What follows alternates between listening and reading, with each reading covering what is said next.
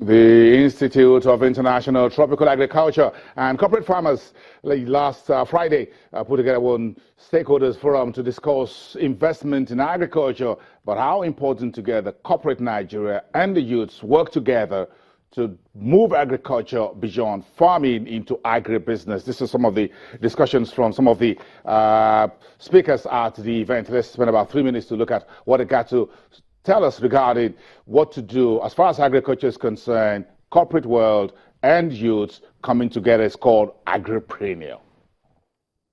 Of our other links in the chain, the value chain, is actually farmer owned. It's all organized by cooperatives, meaning that those farmers who produce the foods also are the owners of the processing companies, who takes care of the storage of products and also the marketing of products. So in principle, the farmers are in full control of the full value chain.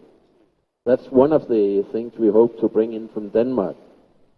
Another point I will take is that when you move from, you can say, cultural-based agriculture, as a lot of is what's happening in Nigeria today, then when you move into agribusiness in the farming, it has to be knowledge-based, meaning that you have to be sure that you can provide training and knowledge to the farmers to make sure that they get the benefit from what they're actually doing at the soil.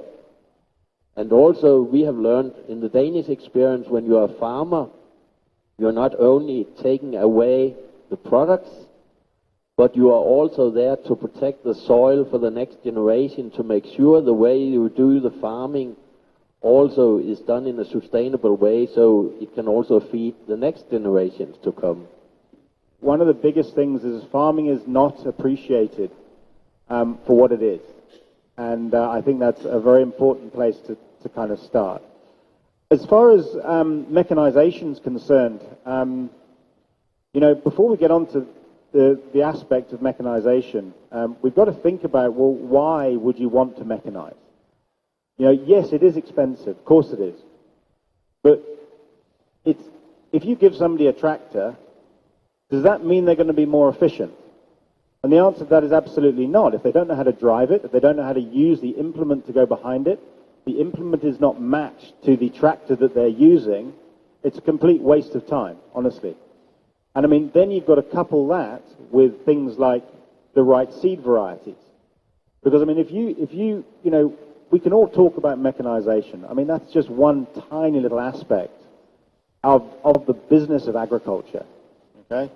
Now, I mean, one of the things we do at Pan-African is that we have the technology for all our tractors, okay, so that we can monitor them from Lagos. So it doesn't matter, I mean, I've got an app on my phone that I could show any of you here today if you want to come and see it later, but it actually shows you where the tractor is at any given time. I can see how many hours that tractor is, what it's doing, whether it's working, whether it's in transport, wherever it is in Nigeria. And this technology can help with this thing you were talking about, maintenance culture. Because I or my guys can phone our customer and say, Mr. Customer, your tractor is about to come up to its 250-hour service.